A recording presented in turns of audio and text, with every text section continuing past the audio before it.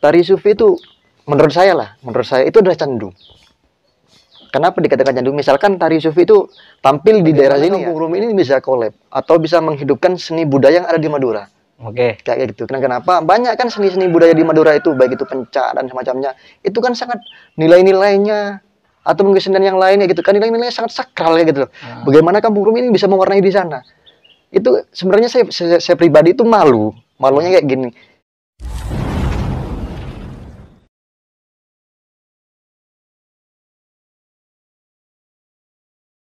Kemarin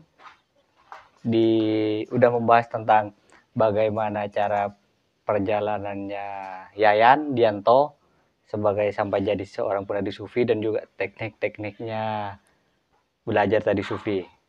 Nah, sekarang saya akan ngobrol-ngobrol dengan teman saya juga yang ini merupakan salah satu murid dari Dianto. Iya, benar ya? Iya. Nah, murid dari Dianto, orang Pamekasan. Ya sama-sama Jogja juga, sama-sama kuliah di Jogja, sama-sama kuliah di UIN dan juga sekarang di Pamekasan.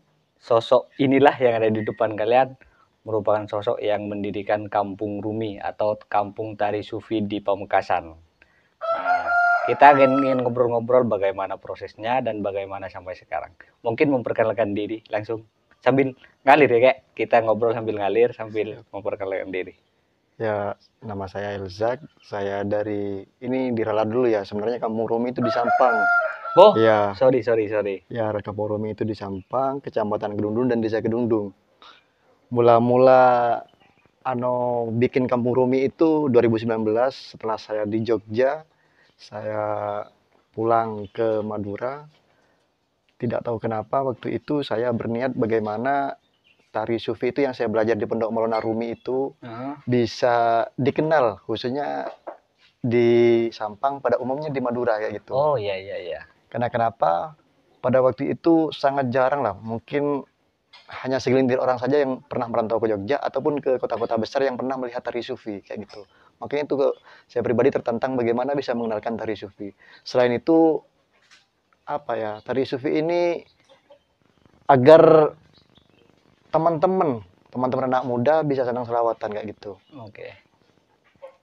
Karena saya melihat fenomena saat ini, anak-anak muda itu jika tidak punya kesibukan kayak gitu loh, maka dia akan melakukan hal yang negatif. Begitu pergaulan bebas dan semacamnya. Maka kita itu mesti memberi solusi. Makanya saya untuk sementara saat ini solusinya kata saya itu tari sufi. Jadi anak muda itu kita ajarin tari sufi kayak gitu. Biar kenapa? Biar sibuk. Ketika punya kesibukan dia akan lupa, akan melakukan hal negatif kayak gitu. Oh, berarti gini, saya teringat apa yang dibilang Gus Baha. Kalau orang senang dengan keburukan, kenapa kita tidak ajak orang untuk senang dengan kebaikan? Betul seperti itu. Terus prosesnya selanjutnya itu gimana? Apakah ada majlisan atau gimana? Apa hanya tarian sufi aja? Setelah lambat laun dari 2019 itu awalnya 2019 sebelum Agustusan lah. Kalau bulan Maduranya itu hampir Maulid. Kalau mungkin ada imtihanan lah gitu. Okay. Mula-mula saya nari itu di imtihanan. Lantas diajak teman-teman hadrah satu sama lain mengajak kayak gitu untuk mengenalkan tari sufi. Lambat laun untuk saat ini alhamdulillah kami selain tari sufi itu ada rutinannya yaitu malam Senin. Malam Senin kami ada burdahan, kumpulan burdahan kayak gitu. Tapi mesti ada tari sufi itu? Atau burdahan aja? Atau pasti ada tari sufi? Pasti ada tari sufi gitu. Kenapa? Selain itu agar teman-teman yang bisa tari sufi itu tidak hanya melulu nunggu undangan, tapi bagaimana teman-teman itu bisa praktek di sana ataupun yang mau belajar sekalipun kayak gitu. Kita anukan malam Senin dan hari Jumat Manis dan tanggal 15 juga kan kayak gitu.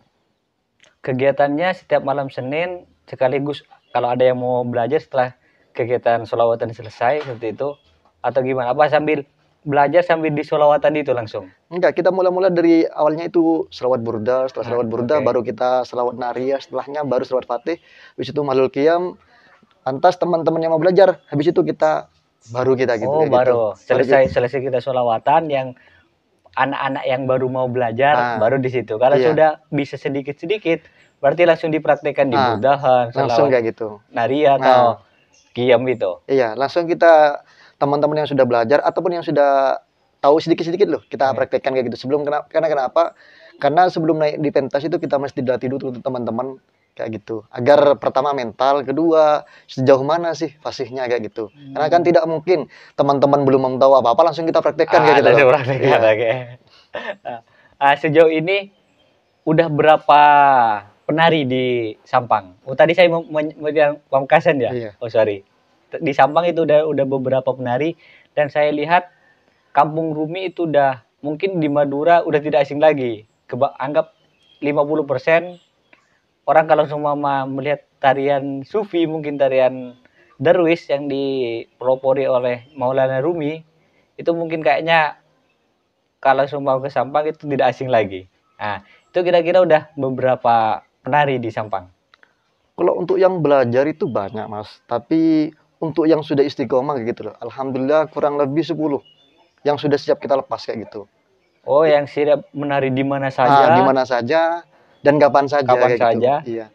Soalnya kalau tari sufi itu bicara istiqomah, Mas. Kadang-kadang teman-teman ketika belajar tari sufi karena dia tidak ada mental atau keistiqomahan tersebut ketika wah, udah dia coba belajar cuma iseng-iseng kayak gitu loh. Habis itu dia udah lepas kayak gitu. Beda dengan teman-teman yang 9 tersebut, mereka walaupun nggak ada pentas, nggak ada undangan dan macamnya, mereka akan ikut rutinan kayak gitu. Makanya adanya rutinan itu bagaimana mau ngadain teman-teman tersebut kayak gitu biar istiqomah tetap nari sufi dengan selawatan kayak gitu. Oh, yang belajar itu banyak, yang konsisten setiap nari atau bisa dilepas kemana-mana, baik kalau semua ada undangan. Udah diundang kemana saja? Tadi Sufi Kampung Rumi itu. Alhamdulillah sih kalau untuk saat ini itu mungkin sekitar Sampang, Pamekasan, Bangkalan, Sumeneb, Probolinggo. Oh, udah luar Madura ya? Iya. Sudah alhamdulillah kayak gitu. Alhamdulillah. Terus proses gini kan, kemarin saya pernah ngobrol-ngobrol dengan Yayan. Yang jadi udah pernah ngobrol-ngobrol bagaimana caranya, di mana ada sedikit-sedikit. Mungkin kalau cara di Kampung Rumi sampai dikenal Kampung Rumi banyak penarinya seperti itu, seperti apa? Soalnya gini, saya melihat, anggap aja bukan walaupun ya, kan kamu kayak belajar ke Yayan. Iya. Walaupun kamu belajar ke Yayan, tapi saya lihat di Yayan, di tempat Yayan itu tidak sebanyak di tempatmu. Apakah prosesnya ada yang ditambahin atau gimana? Atau cara membackup gini, kalau semua ada di rumah saya, ada teman-teman saya pengen belajar, itu gimana caranya? Gitu. Ya, awal-awal untuk kita mengenalkan itu, kita ini ya, apa namanya, kita tidak membeda yang mungkin yang mesti digaris besarin. Kampung Rumi ini kadang kan kalau misalkan yang lain kayak gitulah, itu harus punya ormas ini dan semacamnya. Kampung Rumi itu enggak, sama teman-teman NU, FPI dan semacam, asalkan satu selawatan. Kita sama siapapun kayak gitu. Makanya alhamdulillah Kampung Rumi walaupun Sampang itu katanya keras dan semacamnya, kita mulai longgar lah. Nah, kenapa semuanya kan suka selawatan, apalagi di Madura kan kayak gitu. Makanya alhamdulillah Kampung Rumi bisa diterima komunitas apapun kayak gitu. Baik itu hadrah apapun kayak gitu. Ada komunitas hadrah ini dan semacamnya, kita siap diterima kayak gitu. Karena kita tidak membeda-bedakan, wah yang ini karena ini dari ormas ini, kita enggak, siapapun kayak gitu. Yang penting tujuannya sama, sholawatan. Tujuannya sama. Cara membackup penari-penari itu konsisten, itu gimana? Kalau saya melihat di tempatnya Yayan itu, atau di tempat, atau semua di tempat saya nanti ada teman-teman yang ingin belajar, untuk konsisten dan bisa mau belajar itu gimana? Kalau di sana itu kita inisiatifkan selain di rutinan itu, kalau ada undangan kita rolling terus. Jadi misalkan undangan walaupun masuk ke saya atau sama saya yang Kampung Rumi, kita akan gilir satu-satu. Ini kayak gitu. Jadi bukan misalkan si A fasih, si A terus, misalkan si B sangat akrab sama saya. Itu aja yang enggak. Kita rolling semuanya gitu loh. Jadi teman-teman di situ tambah semangat. Lantas ketika nampil misalkan, oh, ternyata ketika nampil saya kurang cepat, kurang ini, dia akan tahu di lokasi. Karena hanya teori saja tuh tari sufi itu nggak bisa kayak gitu. Jadi ketika teman-teman sudah mulai tampil di panggung ataupun di bawah, kadang kan untuk lokasi tari sufi kan kadang di atas panggung, kadang di indoor dalam gedung kayak gitu, ataupun misalkan di tanah-tanah lah kayak gitu. Jadi teman-teman kalau hanya di teori, apalagi hanya latihan di langgar atau di musola kan enak apalagi di keramik. Kan enak, iya. Nggak ekstrim ya. Kalau kata ya ini tuh ada yang ekstrim, ada yang enggak katanya. Iya. Karena semua yang enggak bisa seperti latihan biasa di keramik. Tapi yang ekstrim di jalanan atau di mana katanya. Iya, makanya teman-teman biar tambah semangatnya kayak gitu. Kita semuanya, walaupun dia baru belajar, kita dianuin, kita dipentaskan kayak gitu. Karena selain mental kita penting, kayak gitu. Walaupun sudah bisa di musola ataupun di indoor kayak gitu, Nah, indoor. tapi belum tentu kalau mentalnya nggak di atas panggung kadang kan takut jatuh kayak gitu. Apalagi iya. di tegal-tegalan atau di semacamnya tuh loh kayak gitu. Nah, bahkan apa namanya sambutan atau apa kan ada istilah demam panggung juga itu Iya. ya. Jadi itu solusinya dari kami itu untuk Kampung Rumi kita akan rolling semuanya untuk penari itu. Bukan hanya satu dua, semuanya mesti merasakan kayak gitu. Berarti walaupun kamu sendiri kayak akan ada bagiannya juga. Iya. Jadi ada 10, asal ada undang 5 berarti urutan ini yang 2 yang 5. Iya, Nanti gitu. urutan berikutnya dan berikutnya urutan yang 5 berikutnya. Iya. Kita akan rolling terus ya gitu.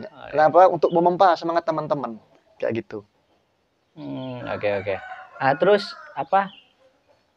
Kedepannya kegiatan-kegiatan Kampung Rumi itu seperti apa? Kalau keinginan kami pribadi itu bagaimana Kampung Rumi ini bisa collab atau bisa menghidupkan seni budaya yang ada di Madura. Oke. Kayak gitu. Kenapa? Banyak kan seni-seni budaya di Madura itu, baik itu pencak dan semacamnya. Itu kan sangat nilai-nilainya atau mungkin kesenian yang lainnya gitu kan nilai-nilainya sangat sakral ya gitu loh. Bagaimana Kampung Rumi ini bisa mewarnai di sana? Itu sebenarnya saya pribadi itu malunya kayak gini.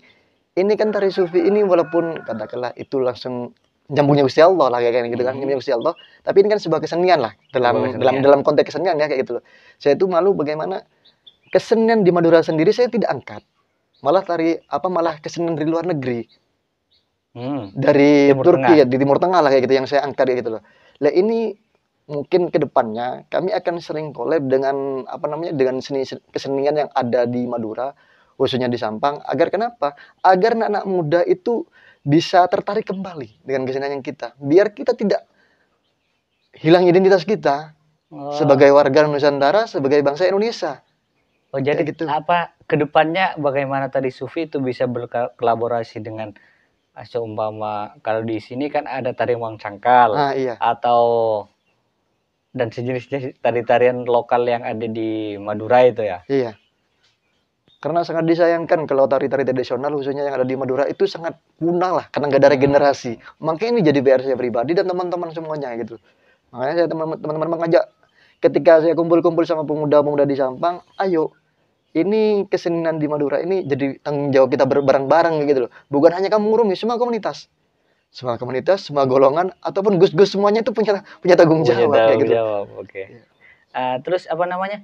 Seperti di Kampung Rumi itu tadi kan ada sholawatannya setiap minggu atau ada bulanannya juga atau gimana? Atau dalam sholawatan itu cuma sholawatan atau juga diiringi dengan banjari atau musik rebana, baik musik rebana tradisional. Kalau semua di Madura kan dikenal tong-tong gul-gaul gitu. Iya, atau kan kalau dianggap di Jawa Timur atau di Indonesia musik tradisional Madura itu tong-tong gul-gaul. Iya. Apakah itu juga kolaborasi dengan musik-musik tong-tong atau ada musik-musik lain atau apa? Atau pas kegiatan itu ada musiknya rebana dan sejenisnya atau cuman sholawatan aja? Kalau untuk rutinan di sana tuh alhamdulillah karena di sana SDM-nya adanya cuma hadras, sementara waktu kita pakai hadras kayak gitu loh. Karena tidak mungkin kita maksudnya masih maksakan bikin nodong-nodong semacamnya. Tapi jangka panjangnya kita ke sana gitu loh. Mungkin model Cak Nonan itu ya. Cak Nonan kan itu musik tradisional Jawa yang digabung dengan musik modern. Ada gitar, ada apa. Tapi kenong-kenong dan ning-ning itu masih melekat dalam. Iya. Kita akan ke sana nantinya kayak gitu ke depannya. Untuk sementara waktu yang penting teman-teman komunitas manapun suka selawatan, ayo kayak gitu. Kita mengalir lah. Kayak gitu. Tapi hadras setiap sholawatan mingguan itu ada? Alhamdulillah ada kayak gitu. Itu model hadra Banjari atau hadra tradisional Madura? Beda? Iya. Tahu nggak? Iya, paham. Ada kan? Yang saya tahu ada kalau seumpamanya seperti Az-Zahir. Iya. Terus yang di juga Habib Syekh. Itu kan Banjari. Iya, Banjari. Tapi kan Madura itu punya juga ciri khas sendiri, hadra sendiri. Di mana yang punya ciri khas sendiri yang mungkin tidak semua orang tahu karena belum pernah apakah itu setiap majelisnya hadra atau model banjarinya? Kalau untuk saat ini itu masih Banjarian, kayak Habib Syah Banjarian, lah kayak Habib gitu. Syian, ya. Karena kenapa dulu di kampung saya tuh ada alat hadrah yang kayak tempo dulu, karena nggak ada regenerasi gitu loh. Iya, Nggak ada karena regenerasi. ada judur gede kan? Ah, Ya, iya. ada judur gede. Nggak ada regenerasi, ya udah, nggak ada yang tahu sama sekali kayak gitu loh.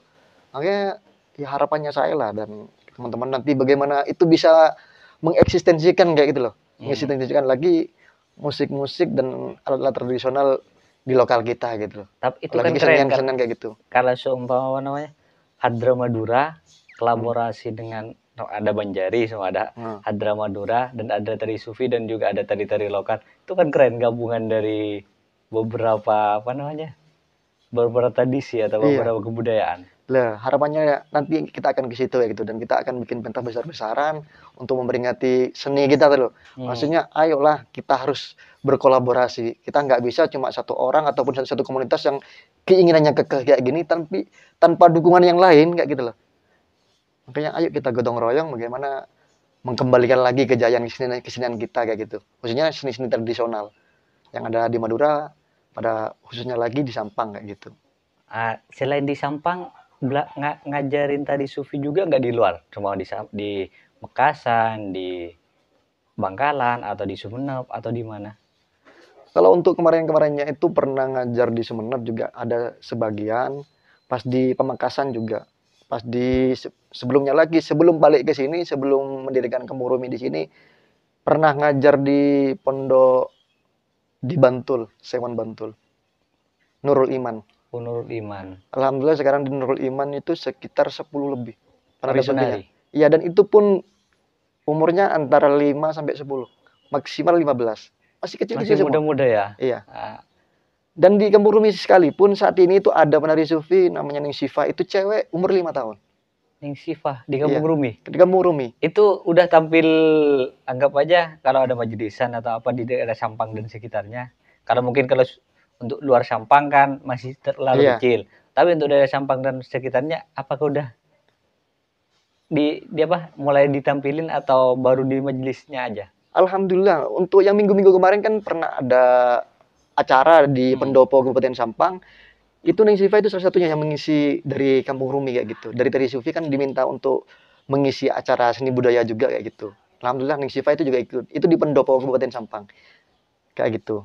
Insyaallah tanggal 1 ini di acara Mas Sayan akan dibawa juga Ning Sifa itu. Oh. Itu tari sufi cewek. Oh iya, bentar lagi kan ada ya acara di tempat Yayan itu. Iya. Itu apa ya, saya lihat pamfletnya ada tari sufi Semadura. Berarti dari Sampang juga ada dari Pamekasan juga ada. Iya. Dan sejenisnya. Iya. Nah, berarti dari Kampung Rumi akan tampil di situ. Insya Allah nggak ada halangan, kita akan berangkat kayak gitu. Satu rombongan dari Sampang itu. Nanti kita juga tayangkan di sini. Siap. Apa namanya? Tari sufi yang akan Semadura itu. Oke, siap. Terus apa namanya?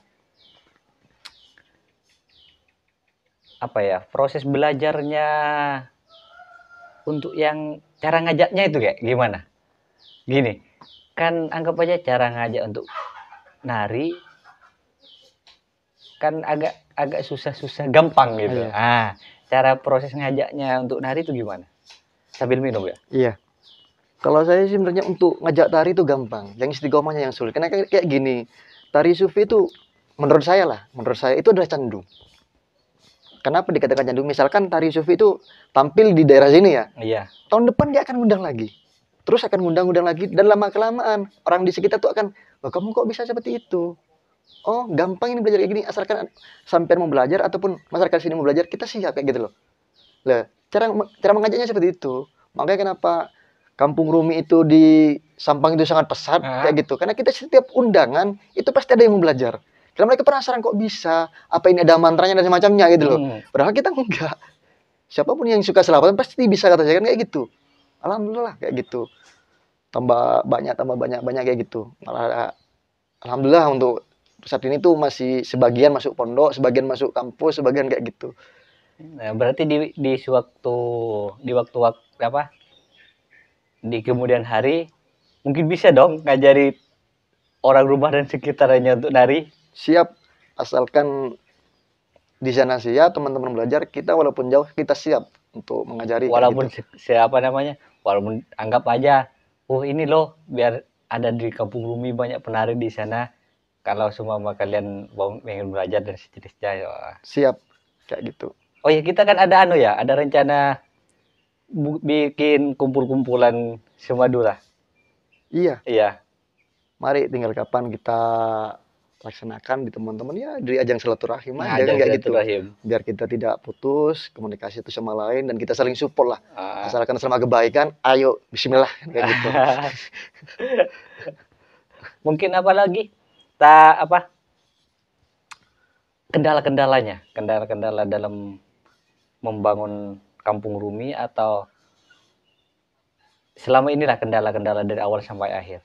Kendalanya nih kalau saya pribadi mungkin ketika penari-penari itu kecil. Penari-penari itu ya kecil di bawah umur lah, dari umur 5 tahun sampai 10 tahun.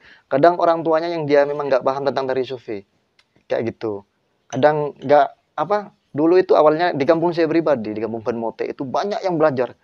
Hampir lebih dari 10 lah kayak gitu. Iya, sampai hampir bisa semuanya. Tapi nggak ada support dari orang tua. Kayak gitu, nggak ada support dari orang tua, udah. Semuanya apa namanya pergi cuma gitu. Tapi ketika saya udah beristri di rumah istri itu alhamdulillah lah orang tuanya itu sangat support sampai kayak gini, Ustaz saya nitipin anak saya asalkan demi kebaikan terserah sampean kayak gitu loh. Makanya tadi Sufi itu satunya support dari orang tua itu penting, karena kalau nggak disupport orang tua, misalkan kita sudah teman-teman yang kecil itu udah bisa, kita mau ajak pentas tapi orang tuanya dilarang, masa kita maksain, kan nggak mungkin dong kayak gitu. Itu yang jadi kendala bagi saya kayak gitu. Kalau untuk tokoh masyarakat, alhamdulillah sebelum kami mengenalkan tari sufi kita sudah sowan-sowan dulu kayak gitu. Makanya kalau sampai misalkan mau mengajarkan tari sufi di rumahnya, sebelumnya kita telah mental di sana, setelah nari di sana atau sebelumnya disuanin dulu kayak gitu. Tokoh-tokoh masyarakat ataupun tokoh-tokoh agama kayak gitu. Karena kenapa?